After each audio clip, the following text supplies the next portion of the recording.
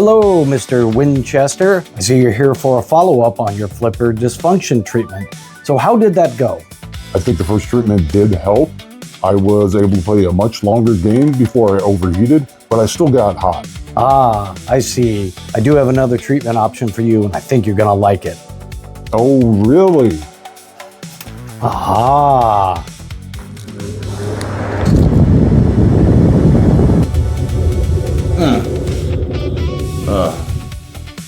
Yeah, we've been playing too much pinball again.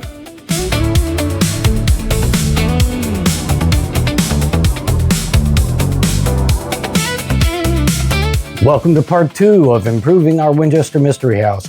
So during stream, we've been having some flipper fade issues, and we're trying 2 different approaches to tackle that problem. First one, in the last video, we put in the precision flipper system. That reduces deflection, makes the shots a little more powerful, a little more accurate. With that, lets us take the coil settings down a little bit, which is going to put a little bit less heat in the coil. That worked, but it's still, after a while, it still would get flipper fade. So part 2 of this is we're going to be installing flipper coolers on this game. So follow along and see how it's done. I ordered a 3 flipper cooling kit from Pinball Monk. So I wanted to cool the 2 primary lower flippers and the 1 big upper right flipper. The upper right flipper hits a really steep ramp, so I wanted to keep that cool, so I got the 3 flipper kit. Now, in the kit, you'll see there are 3 fans, zip ties, cutter, instructions, Loctite, and a variety of wiring. This is a fairly basic install, it uses very basic tools, so anybody can do this at home. If you like to play your Winchester Mystery House or any other barrels of fun game for an extended length of time, this is well worth the upgrade. So follow along and I'll show you how to put this in. So I've powered off the machine and unplugged it, and I removed the balls from the playfield, so when I lift it later, I don't have to forget about it. So the first thing we're gonna do is we're gonna go into the back box. So using the key, drop that down, take out the back glass. This is where you're gonna get to the guts of the game. So you'll see in here, there are a variety of different electronics boards and other stuff. What we're gonna be doing is we're gonna be tapping into this power supply right here to provide power for the flipper coolers. First step that we're going to be doing is we're going to be putting in this wiring harness here. You'll notice there are 2 blade connectors in here. Those are going to tap into the V plus and V minus on this power supply, and we'll tap it right in. So first thing you want to do is there is a little safety panel in here. It basically 2 little Phillips screws. Pull that out. These are very small, so don't drop them. They're hard to find. I've done that in the past, and it's a fun experience. So next up, we're going to be locating the V plus and V minus. So you'll see there's a variety of other wires and stuff put in here. So find one of the V plus, unscrew it, and then we're going to put some jumpers in here.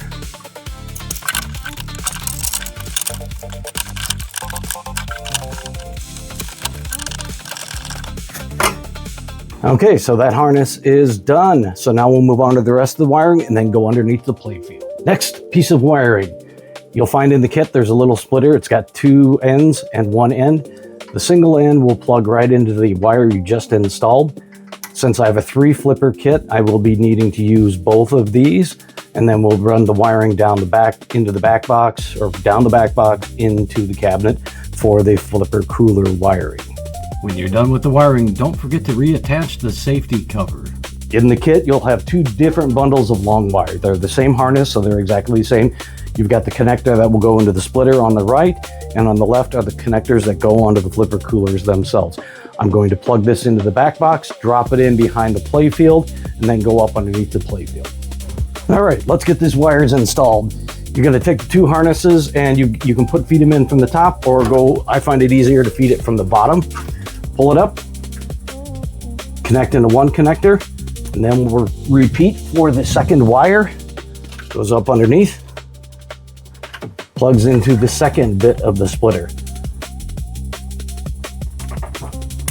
There we go. I'm going to do a little zip tie work here just to give it a little strain relief, and then we'll lift the playfield and put the flipper coolers in. I took the balls out, I got the playfield in the up position. I'm looking at the upper right flipper mech right here. This kit will actually replace this bracket. This bracket actually holds the end of stroke switch, and it holds a coil spring. So the bracket will actually replace all of this. And it's pretty easy. You're gonna unhook a spring, and there are 2 Phillips screws. So let's do that.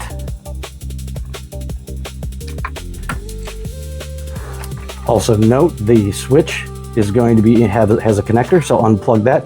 We're going to take this off and we'll work on it on the bench because I have to reattach the end of stroke switch.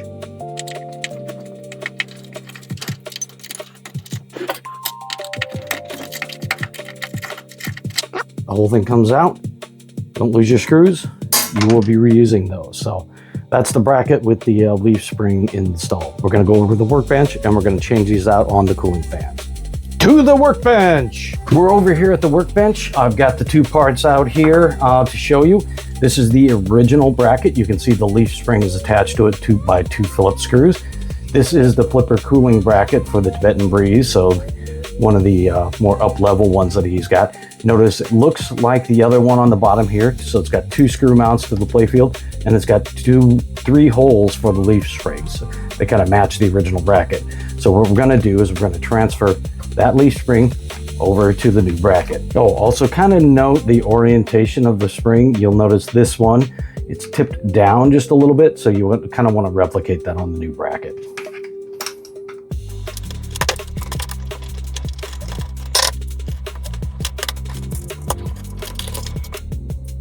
There's a little thread plate on the back. Don't forget, don't lose that. You won't be able to attach it without it. Gonna start both screws and then I'll tighten them down. All right, I've just kind of put them in a snug position and I'm looking at the angle on it. I think I got a little bit too much angle, so I'm going to kind of adjust that by eyeball. We might have to do some adjustment once I line it up in the game. I hope not. I'm going to tighten them down.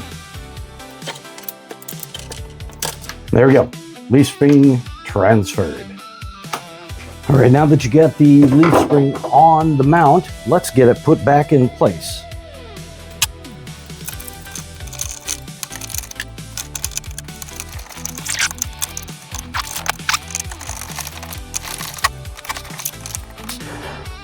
Okay, so I have the flipper cooler back on.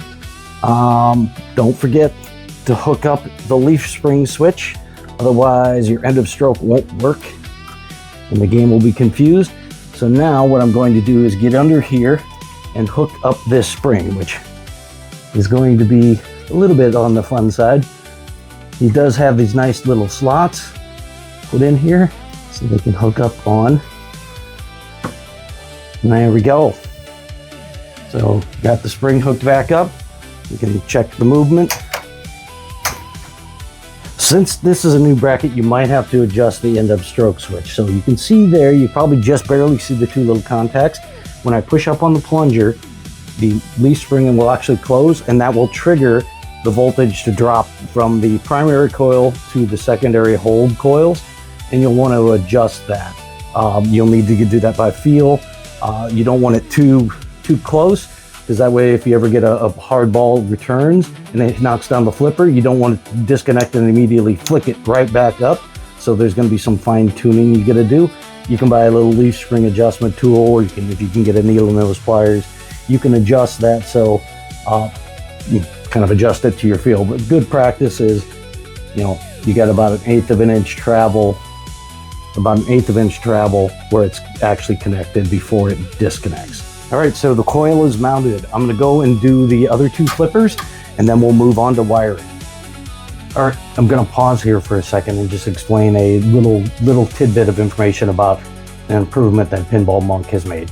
So this is the original bracket. Those little springs basically hook into little holes in the actual bracket. You have to feed them in. Pinball Monk has actually designed a hook system to where you can easily slide the ring in and it hooks into there. So it's much easier to install when you're kind of working down inside the stuff. So it's a really nice little touch that he's done on these brackets. Flipper coolers are now installed in the game, and I hooked up the original leaf springs back to the wiring harness. Don't forget that step, otherwise you'll have some weird behavior. Next step is to grab the two wires that you put down below. First one, grab one of them. It's going to have two connectors. It's going to have a long and a short leg. You'll notice that there are mating connectors for the actual game. So they can only plug in one way. So plug them in, on the two of them. And the little slot goes in the slot. And voila, the upper or the lower flipper coolers are in place. So now what I need to do is route the wire down, but I also need to hook up the lower one. Really similar to the other step. Grab the other wiring harness, plug it into the switch. You're gonna have an extra one here if you've got a 3 flipper set. The wires come with a pair of fans. So if you don't have one, don't worry. That's a potential tap for some power for an accessory later. All right, now let's do some routing. All right, let's zip tie.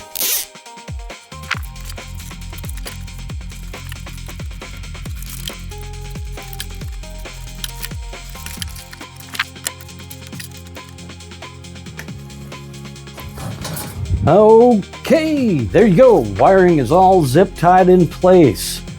So there you go. That's kind of the end of the wiring. Just make sure you have enough extra, just enough extra down below.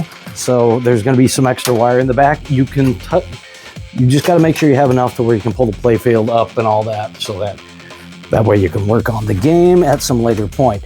I'm going to clean up the wiring, route it so it doesn't get hooked on the speaker or anything like that. So we'll test it in a minute. Wiring is in, flipper cooler's in. I think everything is hooked up correctly. I've double checked it. Now I'm going to turn on the game and see if they turn on. So make sure we have airflow to each one of these.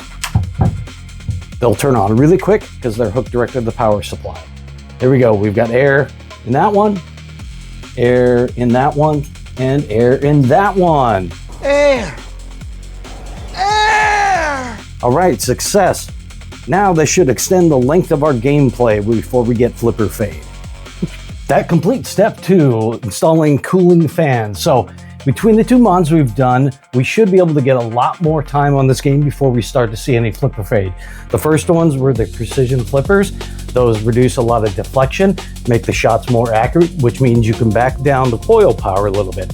But there's still heat. We found that even after extended play, we did get some flipper fade, and we added the coolers. So between these two, this should play dramatically different, especially in the long term. And speaking of streams, we typically stream live pinball on Wednesday nights and Sunday nights. So make sure you like this video, subscribe, and hit that notification bell. You'll get notified when we got new videos coming up or when we go live. Thanks for watching, and hope to see you then.